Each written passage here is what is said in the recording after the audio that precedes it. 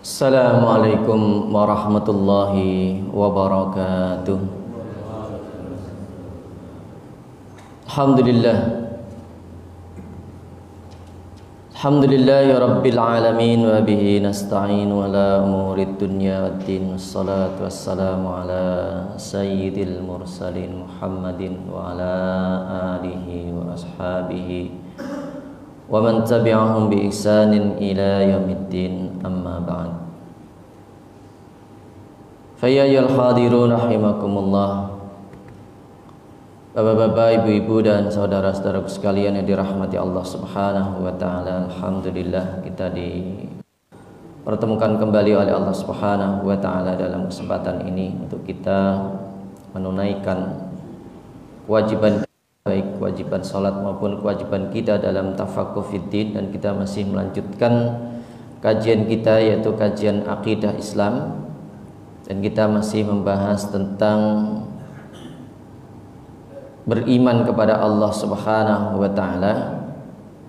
Rahmati Allah Subhanahu wa taala, di antara bagian dari beriman kepada Allah adalah mengenal Allah Subhanahu wa taala, dan di antara bagian dari mengenal Allah Subhanahu wa taala adalah mengenal Asmaul Husna atau nama-nama Allah yang terbaik, juga mengenal zat Allah, dan juga mengenal sifat-sifat Allah Subhanahu wa taala. Rahmati Allah Subhanahu wa taala, di antara sifat-sifat Allah Subhanahu wa taala yang berikutnya adalah bahwa Allah Subhanahu wa taala itu adalah zat yang maha hidup atau al-hayy atau al-hayatu. Rahmati Allah Subhanahu wa taala, Allah Subhanahu wa taala yang menciptakan kehidupan, walladzi yuhyi wa yumitu. Allah itu yang menciptakan kehidupan. Maka ini berarti juga bahwa Allah yang memiliki kehidupan, dan Allah adalah zat yang memiliki kehidupan yang abadi. Jadi al-hayat, Allah Subhanahu wa taala itu zat yang memiliki kehidupan yang abadi. Wal awwal wal akhir, kehidupan Allah Subhanahu wa taala tidak diawali dengan ketiadaan. Ini yang berbeda dengan makhluknya. Kalau makhluknya itu ada atau hidup itu diawali dengan ketiadaan, diawali dengan kematian. Ya, manusia misalnya, ya, hidupnya manusia itu diawali dengan ketiadaan, diawali dengan kematian. Kalau Allah hidupnya ya tidak diawali dengan ketiadaan atau kematian, juga tidak diakhiri dengan kematian. Artinya kehidupan Allah atau hidupnya Allah itu adalah selamanya. Ini berbeda dengan makhluk-makhluknya yang diberikan kehidupan oleh Allah, ya, dibatasi dengan waktu, ya, terutama kalau kita hidup dalam kehidupan dunia. Jadi apa yang ada dalam kehidupan dunia itu dibatasi oleh Allah dengan waktu. Ya, kalau umur-umur orang sekarang ya diberi usia antara 60 tahun ya, 60 sampai 80 tahun, maka dikatakan kehidupan dunia itu adalah kehidupan yang sedikit. Wa ma mata'ul hayatid dunya illa qalil. Di kehidupan dunia itu ya kenikmatan yang sementara, sedikit. Rahmati Allah Subhanahu wa taala. Kalau Allah Subhanahu wa taala kehidupannya adalah kehidupan yang abadi, dan hidupnya Allah tidak bergantung kepada sesuatu. Allah hidup dan tidak bergantung kepada sesuatu. Ya, tidak perlu makan, tidak perlu minum, tidak perlu tidur, tidak perlu istirahat. Ya, Allah tidak membutuhkan istirahat. Kullu yaumin huwa fi sya'n.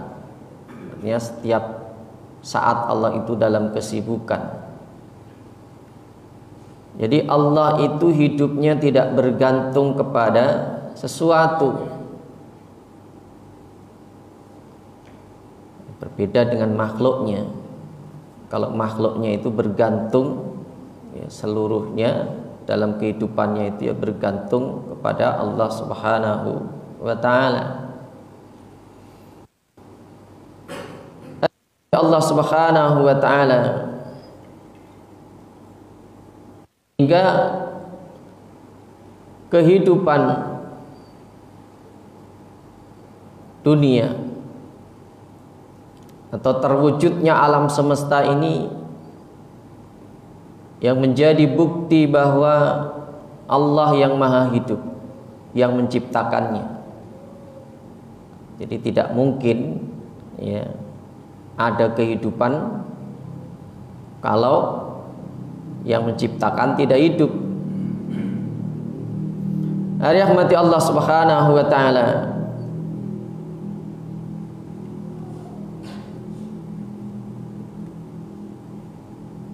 Allah Subhanahu wa taala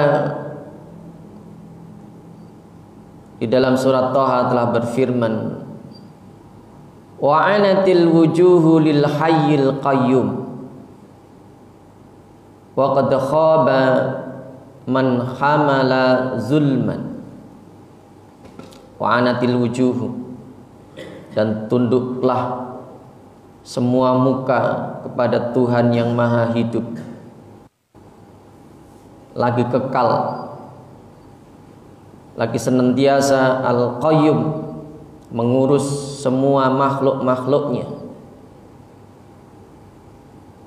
Wa qad khaba man hamala zulman, dan sesungguhnya telah merugilah orang-orang yang melakukan kezaliman. Jadi sering pasangkan antara al-hayyu dan al-qayyum.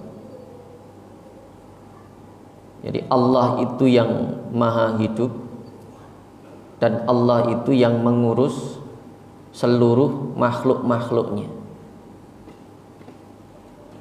Ini ayat ini menjelaskan ya, menguatkan bahwa Allah Subhanahu wa taala itu yang menciptakan kehidupan, yang memiliki kehidupan, yang Allah itu hidup abadi dan senantiasa ya, mengurus seluruh makhluk-makhluknya, ya, menjaganya, memeliharanya, menggerakkannya, mengaturnya. Jadi makna mengurus di situ ya, Allah itu setiap saat ya mengawasi seluruh makhluk-makhluknya, ya menjaganya, melindunginya. Rahmati Allah Subhanahu wa taala. Di dalam surat Ghafir juga disebutkan wal hayyu la ilaha illahu. Dialah Allah al-hayyu yang maha hidup kekal. La ilaha illahu, yang tidak ada yang berhak disembah selain hanya Dia. Fad'uuhu mukhlishina lahuddin, maka ya, sembahlah Allah dengan memurnikan ibadah kepadanya, ya, memurnikan ketaatan kita, ya, pengabdian kita kepada Allah Subhanahu wa ta'ala. Alhamdulillahi Rabbil Alamin, segala puji bagi Allah Tuhan semesta alam. Jadi ayat ini menjelaskan bahwa Allah Subhanahu wa ta'ala adalah zat yang hidup kekal abadi. Rahmati Allah Subhanahu wa ta'ala ini berbeda dengan sebagian agama, ya.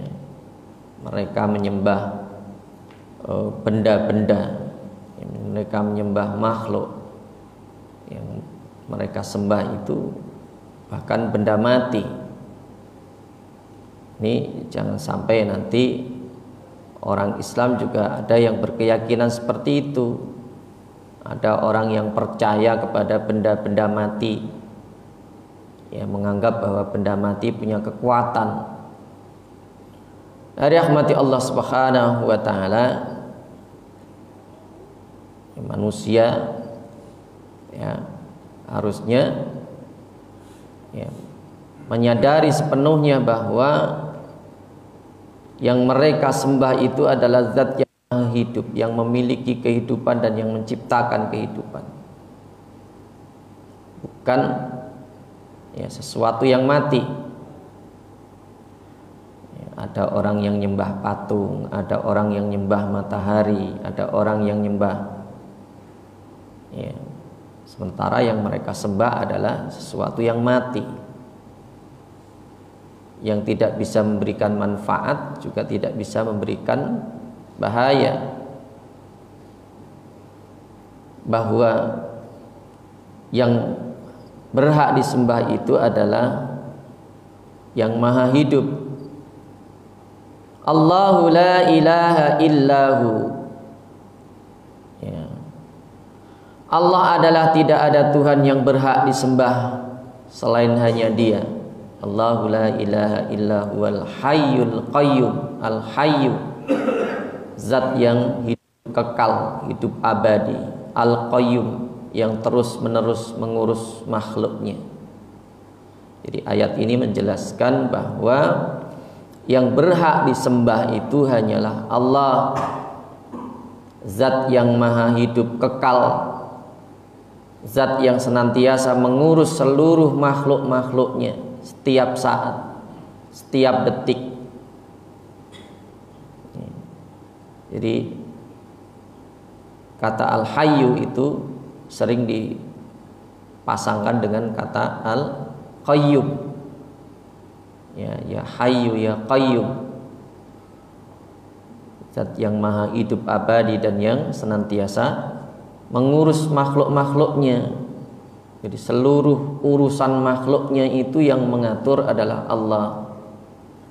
Ya rezekinya, ya hidupnya, ya keamanannya, ya kesehatan makhluk-makhluknya, ya kebutuhan makhluk-makhluknya, yang mengendalikannya,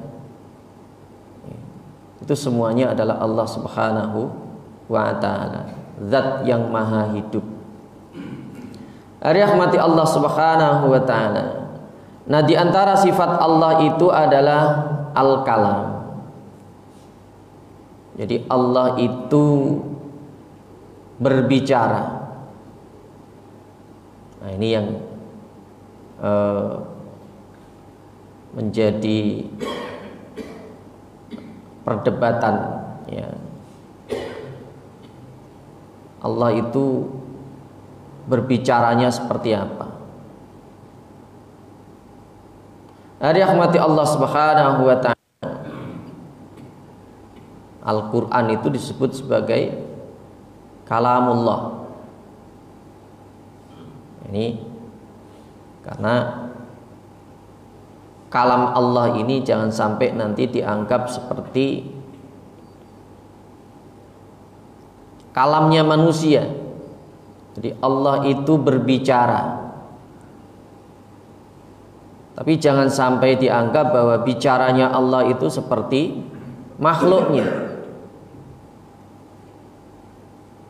Dan Allah ya bisa berbicara dengan siapa saja. Ada yang mati Allah Subhanahu wa taala, tetapi kalam Allah tidak berupa huruf.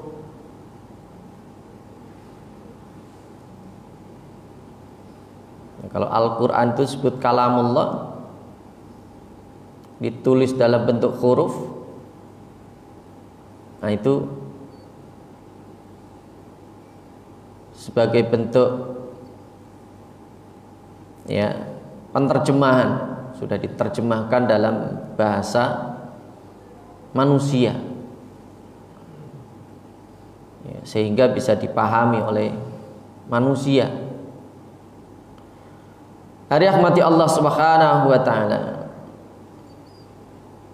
ada di antara sebagian Nabi Allah Subhanahu wa taala yang diajak bicara langsung oleh Allah Subhanahu wa taala. Itu diantaranya adalah Nabiullah Musa alaihissalam. Allah Subhanahu wa taala berfirman, wa kallamallahu Musa taklima. Dan Allah telah berbicara kepada Musa secara langsung. Ya, Allah berbicara pada Musa secara langsung. Maka Nabi Musa ini dijuluki sebagai kalimullah ya, orang yang ya, berbicara langsung dengan Allah. Nah, di dalam Al-Quran juga disebutkan dalam surat Al-Baqarah ayat 253, tilka rusulu faddalna ba'dahum ala ba'dim minhum man kallamallah. Ya, tilka rusulu, rasul-rasul itu kami lebihkan sebagian mereka di atas sebagian yang lain. Ya, faddalna ba'dahum ala ba'd. Jadi Allah itu ya memuliakan satu rasul di atas sebagian yang lain. Artinya masing-masing rasul itu punya keistimewaan. Yang keistimewaannya ini tidak sama. Ya. Di mana keistimewaan ini tidak dimiliki oleh rasul yang lain. Punya kelebihan masing-masing. Rahmati Allah Subhanahu wa taala. Nah, di antaranya minhum, di antara mereka para rasul itu adalah man, orang atau nabi atau rasul, kallamallah ya, yaitu yang diajak bicara atau yang berbicara langsung dengan Allah Subhanahu wa taala. Rahmati Allah Subhanahu wa taala. Hal ini juga dijelaskan dalam surat Al-A'raf ayat 143. Allah Subhanahu wa taala berfirman, walamma jaa Musa limiqatina wa kallamahu rabbuhu. Walamma jaa Musa, dan ketika Musa itu datang limiqatina ya, pada waktu yang telah kami tentukan, wa kallamahu rabbuhu, dan Rabbnya telah berfirman langsung, berbicara langsung kepadanya. Jadi Allah itu ya berbicara kepada manusia, tapi bicaranya Allah ya tidak berupa huruf. Jadi huruf itu sebenarnya ya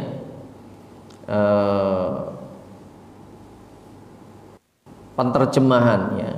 Jadi dari ucapan itu. Jadi itu dibahasakan dalam bahasa manusia. Ya, seperti hadis Al-Qudsi itu kan Allah juga berfirman. Jadi kalau Al-Qur'an itu ya disampaikan kepada Rasulullah melalui malaikat Jibril. Jadi Allah berfirman, kemudian disampaikan firman Allah itu melalui malaikat Jibril ya kepada Rasulullah sallallahu alaihi wasallam. Sehingga itu sudah dibahasakan ya dalam bahasa manusia, yaitu bahasa Arab. Allah memilihnya dalam bahasa Arab karena Al-Qur'an ya diturunkan kepada Rasulullah sallallahu alaihi wasallam yang bahasa aslinya juga bahasa Arab. Ya. Dan bahasa Arab ini banyak memiliki keistimewaan-keistimewaan, termasuk bahasa yang terbaik. Allah memilih ya Al-Qur'an itu dalam bahasa Arab karena bahasa Arab ini bahasa yang terbaik dan juga maknanya sangat luas. Ya, ini bahasa Arab. Rahmati Allah Subhanahu wa taala. Nah, kalau hadis Al-Qudsi itu Allah berfirman langsung kepada Rasulullah sallallahu alaihi wasallam, kemudian Nabi membahasakannya ya. Membahasakannya dengan bahasa beliau, yaitu bahasa yang ya, pahami oleh manusia, yaitu bahasa Arab. Nah, kalau hadis Qudsi itu disampaikan oleh Allah secara langsung tanpa perantara, tidak melalui malaikat Jibril. Rahmati Allah Subhanahu wa taala. Wa ma kana li basyarin ayyukallimahu Allahu illa wahyan, dan tiada bagi orang atau manusia ya ayyukallimahu Allah, jadi tidak ada bagi seorang manusia pun bahwa ketika Allah berbicara dengannya illa wahyan ya, kecuali dengan perantara wahyu. Jadi Allah berbicara kepada para rasulnya, pada manusia itu dengan perantara wahyu yang kita sebut wahyu ya. Rahmati Allah Subhanahu wa taala. Wahyu itu apa? Ini kita sering mendengar kata wahyu. Wahyu itu secara bahasa adalah isyarat yang cepat. Al-isyarah. Isyarah itu ya isyarat. Ya, as-sari'ah yang cepat, pemberitahuan yang cepat, gitu ya. Jadi Allah ketika memberikan wahyu itu ya pada para rasul, Allah memberitahu rasulnya itu dengan cepat. Jadi berikan pemahaman. Ya, kalau orang biasa itu disebut ilham. Ya, ilham itu jadi Allah berbicara dengan makhluknya, Allah memberitahukan kepada makhluknya ya, dengan wahyu ini. Kalau Rasul, rahmati Allah Subhanahu wa taala. Jadi Allah memberikan makna, Allah memberikan pemahaman ya, kepada makhluknya itu. Jadi kalau ada orang yang tiba-tiba dia memahami sesuatu ya, atau mengerti sesuatu dengan tiba-tiba, itu kalau manusia biasa tadi disebut ilham. Yang beritahu siapa? Ya Allah. Ya, ini makna wahyu. Jadi kalau ada orang yang diajak bicara oleh Allah, ya itu adalah melalui wahyu.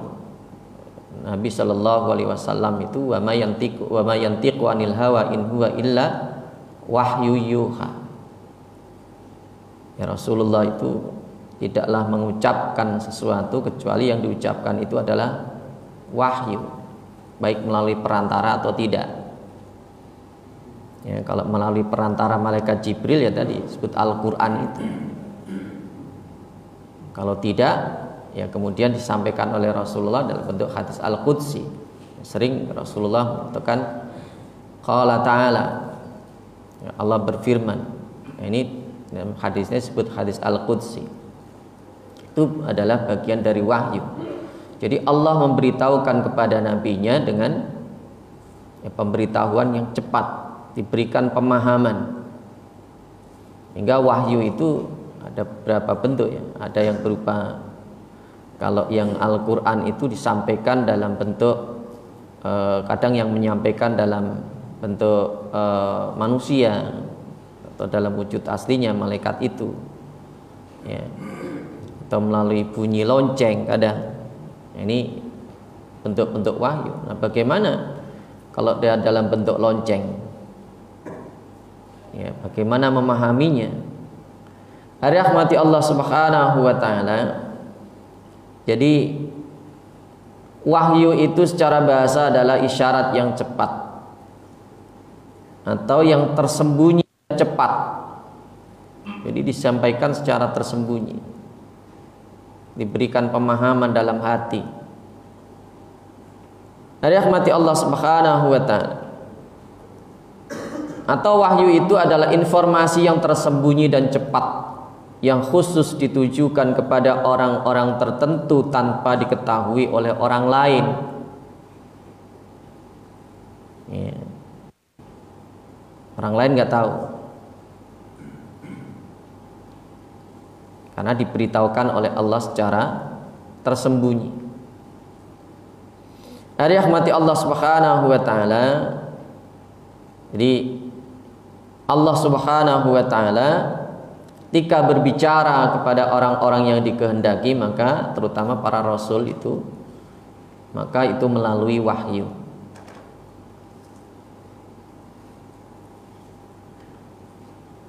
Jadi termasuk wahyu adalah ilham. Nah,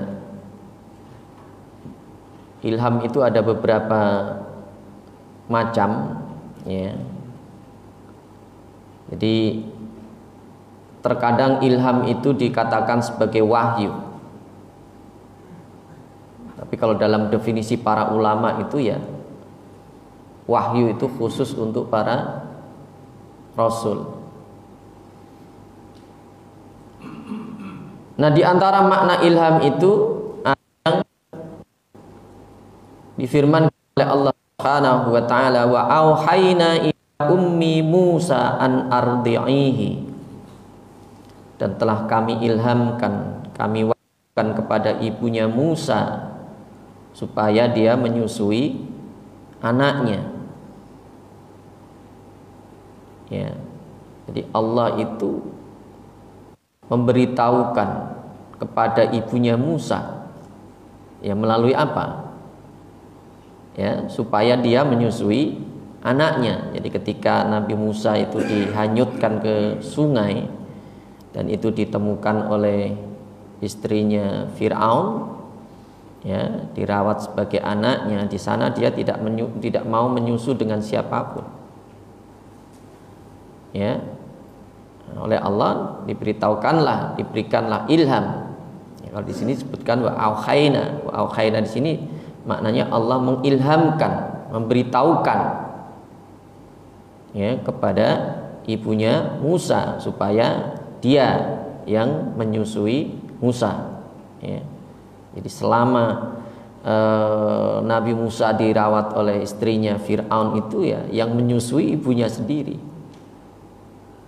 ya, bukan orang lain. Rahmati Allah Subhanahu wa taala. Nah, itulah Allah memberitahukannya. Ya, Allah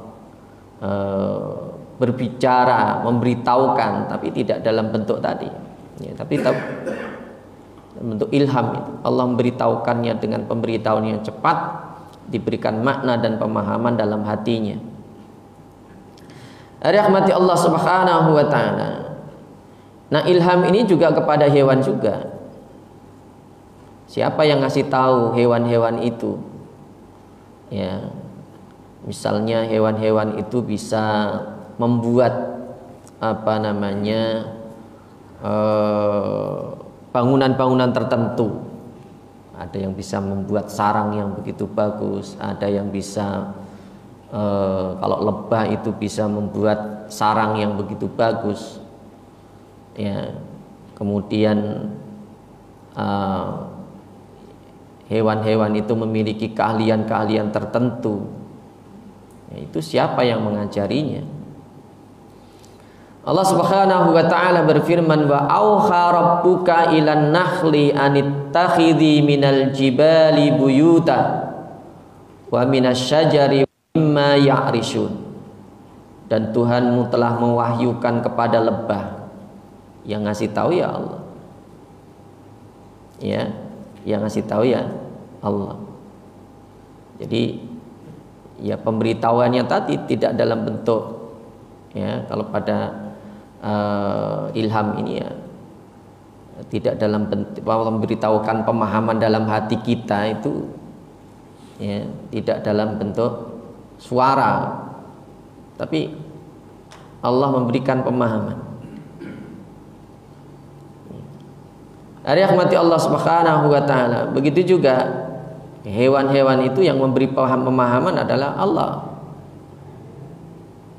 Ya, diilhamkan kepada mereka. Nah, contohkan di sini ada lebah. Dan Tuhanmu telah mewahyukan kepada lebah, akhirnya memberikan ilham kepada lebah.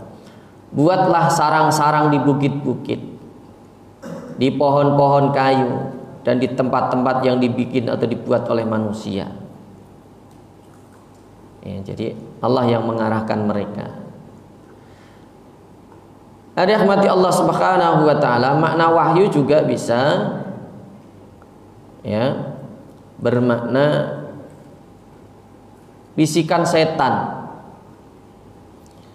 Jadi kadang kita itu di dalam hati kita diberikan pemahaman tadi. Diberikan pemahaman sesuatu yang kita tidak tahu datangnya dari mana.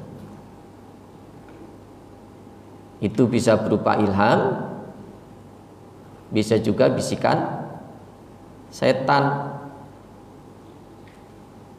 Ya. Nah, bedanya apa kalau itu ilham atau bisikan setan? Nah, kalau ilham itu selalu menyuruh kepada kebaikan. Kalau kita diberikan pemahaman untuk melakukan kebaikan, maka itu namanya ilham. Tapi kalau kita diberikan pemahaman dan pemahaman itu berupa keburukan, itu bisikan setan. Ya, dan manusia itu ya bisa memperoleh keduanya. Nah, kalau para ulama itu, ya para ulama zaman dahulu, mereka mampu menulis kitab yang begitu banyak. Ya, ada bahkan menulis kitab itu sampai ratusan kitab, ada yang sampai 400 kitab juga. Itu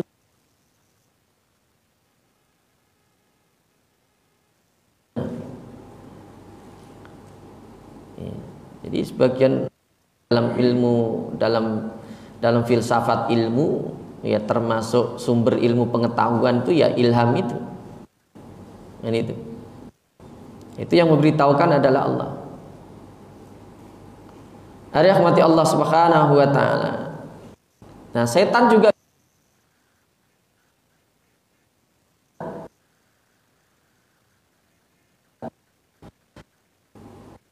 wa inna syayatina la yukhuna ila wa in ata'tumuhum innakum la musyrikun. Sesungguhnya setan-setan itu membisikkan kepada kawan-kawannya agar mereka membantah kamu, dan jika kamu menuruti mereka, sesungguhnya kamu tentulah menjadi orang-orang yang musyrik. Jadi tidak semua pemberitahuan ya yang secara rahasia atau tersembunyi tadi itu adalah ilham. Jadi harus kita bisa bedakan mana itu wahyu, apa itu ilham, ya, apa itu bisikan setan. Rahmati Allah Subhanahu wa taala.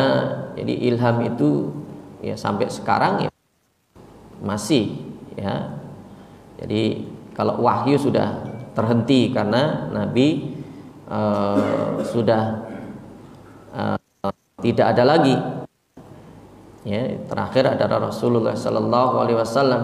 Tapi kalau ilham ini masih diberikan oleh Allah, ya, sampai sekarang.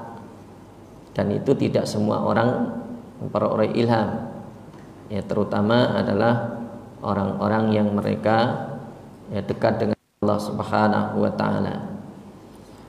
Rahmati Allah Subhanahu wa taala. Nah, sehingga para ulama membedakan antara ilham dengan wahyu.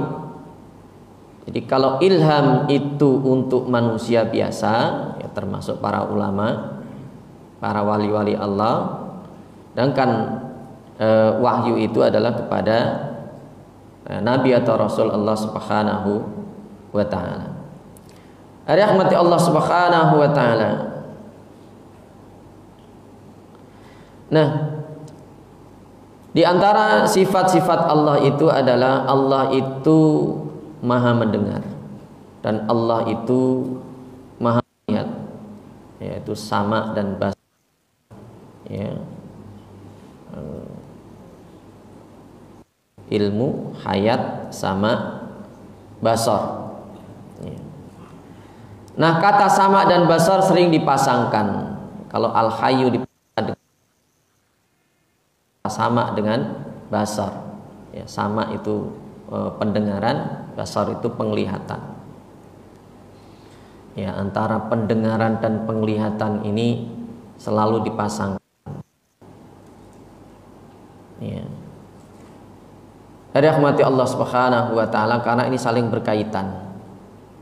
Ya, terutama kalau bagi manusia itu sebagai wasilah, ya, kalau bagi manusia itu sebagai wasilah untuk memperoleh ilmu pengetahuan itu, atau alat, ya, alat untuk memperoleh ilmu pengetahuan yang dimiliki oleh manusia itu kan ada 3 kalau manusia, yaitu apa Pak? Pendengaran dan penglihatan. Jadi kalau bagi manusia penglihatan dan pendengaran itu adalah alat yang digunakan untuk memperoleh ilmu pengetahuan.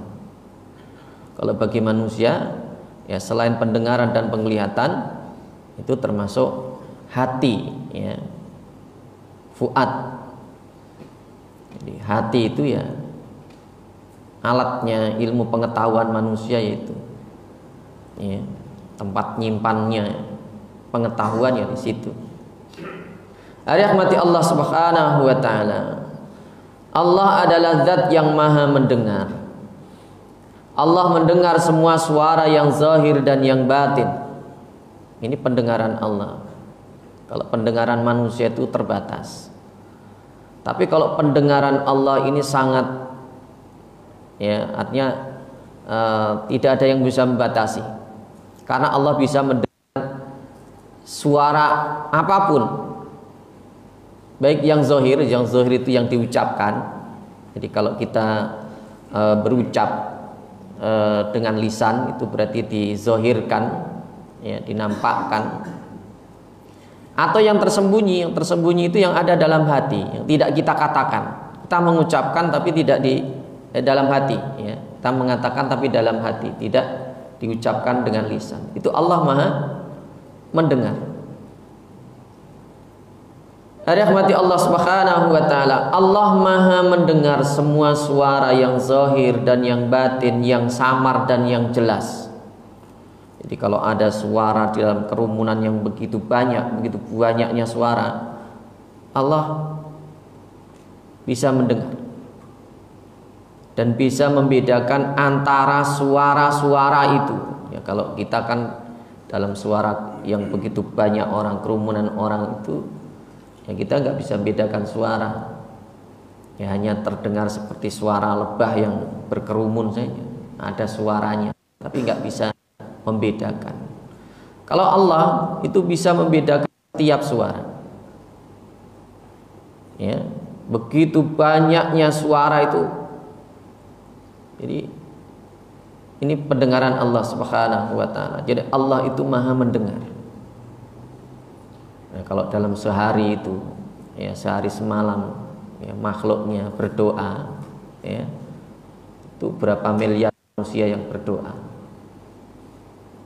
ya, yang ibadah, yang baca Quran, yang memohon kepada Allah Subhanahu wa taala, itu didengar semuanya oleh Allah Subhanahu wa taala. Allah Maha mendengar. Ya, tidak harus satu-satu, secara keseluruhan. Ya, kalau dalam sehari itu sekian orang yang berdoa kepada Allah, memohon kepada Allah, Allah mendengar semua. Rahmati Allah Subhanahu wa taala. Jadi Allah Maha mendengar yang zahir, yang batin, yang samar dan yang jelas, dan pendengarannya itu mencakup semua hal secara sempurna. Tidak ada yang terlewatkan. Rahmati Allah Subhanahu wa taala, Allah Maha mendengar segala sesuatu. Bahkan Allah mendengar suara langkah kaki semut yang berjalan. Ya, semut yang berjalan itu, ya kalau kita kan, ya mungkin dengan, kalau manusia nanti dideteksi dengan mendeteksi suara yang sangat sensitif, ya mungkin ada suaranya. Tapi kalau dengan pendengaran normal kita kan, kita tidak, ya, mendengar. Allah tidak perlu bantuan alat. Allah mendengar semua langkah semut yang begitu banyaknya. Jadi setiap yang bersuara itu Allah Maha mendengarnya. Maka kalau kita berdoa kepada Allah, ya tidak perlu kita mengeraskan suara, nggak perlu teriak-teriak, ya cukup kita berbisik saja. Allah Maha mendengar. Ya, jangan sampai nanti doanya, ya kalau berjamaah itu kan untuk diaminkan, itu dengan suara yang keras supaya didengarkan, diaminkan. Kalau kita berdoa sendiri nggak perlu dengan suara yang keras, ya dengan suara, maka kita diperintahkan, ya agar kita berdoa itu, ya ud'u rabbakum tadarru'an wa khufyah, berdoalah kalian kepada Rabb kalian itu dengan rendah hati dan suara yang lirih, ya lirih, ya pelan, karena Allah Maha mendengar. Jadi kalau Allah itu Maha mendengar dengan suara yang lirih, sekian, ya miliar manusia itu berdoa, dan itu Allah mendengar semuanya, doa-doa kita. Rahmati Allah Subhanahu wa taala. Allah mendengar setiap suara dan mampu membedakan satu dengan lainnya sebanyak apapun suara yang terdengar. Allah mendengar dan bisa membedakan setiap bahasa manusia meskipun bahasa mereka berbeda-beda. Ya. Allah Maha mendengar padahal bahasa, ya karena Allah yang menciptakan. Ya. Allah yang menciptakan makhluknya, sehingga Allah mengetahui bahasa-bahasa mereka. Jadi nggak perlu diterjemahkan tadi. Ya dulu ada orang yang mengatakan bagaimana kalau sholat itu diterjemahkan. Ya karena yang sholat orang Indonesia, gimana kalau dengan bahasa Indonesia? Nah ini nggak perlu. Ya karena Allah Maha memahami apa yang kita inginkan. Rahmati Allah Subhanahu wa taala. Jadi Allah Maha mendengar orang yang mengadu kepadanya. Rahmati Allah Subhanahu wa taala. Ini contohkan, ya dalam surat Mujadilah, ya, bahwa Allah itu mendengar seorang wanita yang mengadu kepadanya. Ya. Rahmati Allah Subhanahu wa taala. Allah Subhanahu wa taala berfirman, Qad sami'allahu qawlan allati tujadiluka fi zawjiha wa tashtaki ila Allah wallahu yasma'u tahawurakuma innallaha sami'un basir. Qad sami'allahu qaulal lati tujadiluka, sungguh Allah itu telah mendengar ya perkataan wanita yang memajukan gugatan kepadamu fi zaujiha, tentang suaminya. Ya. Allah mendengar ya seorang wanita yang mengadu kepada Rasulullah sallallahu alaihi wasallam tentang suaminya. Batashtaki ilallah, ya, dan ya dia mengadukannya kepada Allah. Wallahu yasma'u tahawurakuma, dan Allah itu maha mendengar tentang tanya jawab di antara kalian berdua. Innallaha sami'un basir, sesungguhnya Allah ya maha mendengar lagi maha melihat. Jadi dipasangkan sami dengan basir, ya, melihat dengan mendengar dengan melihat. Nah, kenapa didahulukan mendengar daripada melihat? Nah, kira apa didahulukan daripada melihat? Ya, kalau manusia itu ketika dia lahir itu dia mendengar dulu atau melihat dulu, Pak?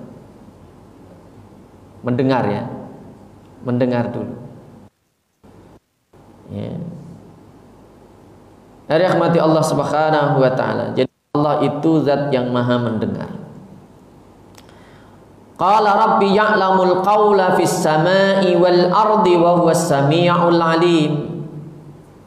Berkatalah Muhammad kepada mereka, ya, Rabbi ya'lamul qawla, Allah ya Rabbku itu mengetahui semua perkataan di langit dan yang di bumi. Ya, di langit yang di bumi Allah mengetahuinya semua. Ya, Allah mendengarnya semua. Ya. Wa huwas sami'ul alim, dan Allah itu maha mendengar lagi maha mengetahui. Rahmati Allah Subhanahu wa taala. Ya, maka ya manusia itu diperintahkan untuk memohon kepada Allah, ya, karena Allah maha mendengar. Ya, kalau berdoa nanti perlu diucapkan, jangan sampai walaupun Allah itu mendengar apa yang ada dalam hati kita, ya, mendengar yang ada dalam hati kita, tapi apa yang ada dalam hati kita itu belum dianggap. Jadi kalau ada orang yang bergumam, ada orang yang berbicara dalam hati, yang dibicarakan dalam hati itu tidak dianggap oleh Allah. Jadi kalau kita berdoa harus diucapkan, jangan sampai hanya menengahkan tangannya saja tapi tidak berucap. Memang betul Allah mengetahui apa yang ada dalam hati kita, tapi harus diucapkan. Ya. Rahmati Allah Subhanahu wa taala. Begitu juga kalau kita berzikir, ya, kita berzikir, ya harus diucapkan, jangan hanya di dalam hati saja. Ya. Jadi karena yang ada dalam hati kita itu tidak dianggap oleh Allah. Ya, kecuali niat, ya. Kalau niat itu kan adanya dalam hati, itu karena disertai dengan perbuatan kalau niat. Tapi kalau hanya ucapan-ucapan dalam hati, karena dalam ya ucapan-ucapan dalam hati itu tidak semuanya baik. Itu. Terkadang ada yang ucapan yang tidak baik. Rahmati Allah Subhanahu wa taala. Nah, para nabi mengetahui bahwa tidak ada yang paling mendengar pengaduan, ya, kebutuhan dan perbuatan mereka selain hanya Allah. Maka Nabi Zakaria berdoa meminta keturunan yang saleh, sedangkan dia berdoa dengan kerendahan hati. Jadi kalau kita punya keinginan, ya diucapkan dalam doa, ya, itu semuanya akan didengar oleh Allah Subhanahu wa taala. Termasuk kalau kita berzikir, ya, berzikir itu ya supaya suara kita itu didengar oleh Allah Subhanahu wa taala. Jadi kalau kita banyak berzikir dengan menyebut asma Allah, tahlil, tasbih, tahmid dan sebagainya, ya, suara kita ini akan dikenali oleh Allah. Ya, semakin banyak kita berzikir kepada Allah, nah itulah suara kita itu tidak asing bagi Allah. Jadi kalau kita jarang-jarang berzikir, jarang-jarang berdoa, nah itu ya. Ini siapa ini suara orang? Jangan sampai nanti kebiasaan orang kan begitu. Ya, dia berdoa kalau ada masalah saja, atau dia jarang berdoa, tiba-tiba dia minta. Nah ini ya apa namanya? Walaupun Allah itu maha mendengar gitu ya. Jadi Allah maha mendengar doa kita. Tapi kalau doa kita ingin cepat dikabulkan oleh Allah, ya sering-seringlah kita berdoa, ya. Karena Allah maha mengenali suara, ya. Jadi biar suara kita itu cepat, ya. Suara ini kok nggak asing, ya. Kenapa? Sering dia berdoa, sering dia berzikir. Rahmati Allah Subhanahu wa Ta'ala. Allah mendengar dan mengabulkan doa. Alhamdulillahilladzi wahaba li 'alal kibari Ismaila wa Ishaqa inna rabbi lasami'ud du'a. Ini yang dikatakan oleh Nabi Ibrahim dalam doanya. Alhamdulillah, segala puji bagi Allah, zat yang telah menganugerahkan kepadaku alal kibari di usia senja, di usia tua, Ismail, yaitu Ismail, wa Ishaq dan Ishaq. Inna rabbi lasami'ud du'a. Sesungguhnya Rabbku, Tuhanku, benar-benar maha mendengar doa, ya. Jadi Allah itu maha mendengar, ya. Sehingga ya sering-seringlah kita memperdengarkan suara kita dengan zikir, ya, dengan membaca Al-Quran, murajaah Al-Quran, ya. Sehingga suara kita ini ya selalu didengar oleh Allah Subhanahu wa Ta'ala. Sehingga kalau ya kita sering-sering menyebut asma Allah, sering-sering kita berdoa, sering-sering kita berzikir, ya suara kita ini tidak asing, ya, dan akan lebih cepat dikabulkan oleh Allah Subhanahu wa Ta'ala. Jadi para aulia, para salihin, orang-orang saleh itu adalah orang-orang yang banyak menyebut asma Allah, banyak berzikir, ya, maka doa mereka akan lebih cepat dikabulkan oleh Allah Subhanahu wa Ta'ala. Rahmati Allah Subhanahu wa Ta'ala. Nah, ini yang berkaitan dengan sifat Allah, ya, bahwa Allah itu zat yang maha hidup, bahwa Allah itu maha mendengar, dan Allah itu maha melihat. Untuk yang sifat maha melihat ini nanti kita lanjutkan di pertemuan berikutnya. Silahkan kalau disampaikan. Iya, Pak. Assalamualaikum warahmatullahi wabarakatuh.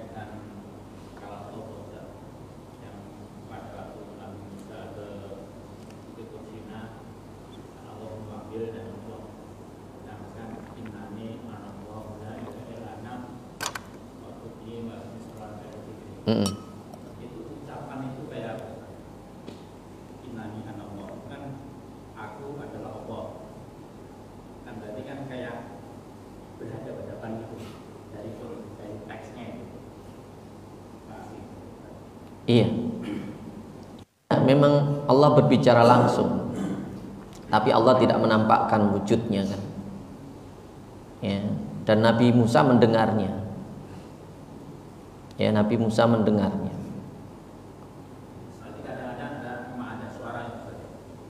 Tapi tidak semuanya bisa mendengar. Hanya orang-orang yang dikehendaki oleh Allah. Ya. Dan Nabi Musa ketika dia berbicara dengan manusia biasa waktu itu setelah mendapat wahyu itu, ya, suara manusia itu sangat jelek, ya. Ya nggak, emang jauh gitu ya. Tapi memang bagaimana caranya memang tidak dijelaskan. Yang jelas bahwa di dalam ayat itu dijelaskan bahwa Allah itu berbicara langsung kepada Nabi Musa. Ya, walau a'lam kalau secara detailnya, terperincinya, ya bagaimana, karena suara Allah ini tidak bisa digambarkan, ya, ya tidak seperti suara makhluk, kan itu, ya, tidak seperti suara makhluk. Yang jelas bahwa Allah itu mukhalafatul lil hawadis, laisa kamitslihi syai'. Jadi kalau artinya ketika berbicara itu kan Nabi Musa mendengarnya, tapi memang Allah tidak menampakkan wujudnya. Ya, ada. Ya, Nabi Musa mendengarnya. Tapi suaranya seperti apa wallahu a'lam. Ya, tidak dijelaskan karena suara ini juga memang ya, sulit untuk didefinisikan kan gitu. Ya, dia mendengarnya seperti apa juga tidak dijelaskan, gitu ya. Karena memang ayatnya juga menegaskan bahwa Allah memang berbicara langsung dengan Nabi Musa. Ya. Monggo yang lain silakan. Cukup? Baik, kita tutup dengan doa kafaratul majlis. Subhanakallahumma bihamdika asyhadu an la ilaha illa anta astaghfiruka wa atubu ilaik. Assalamualaikum warahmatullahi wabarakatuh.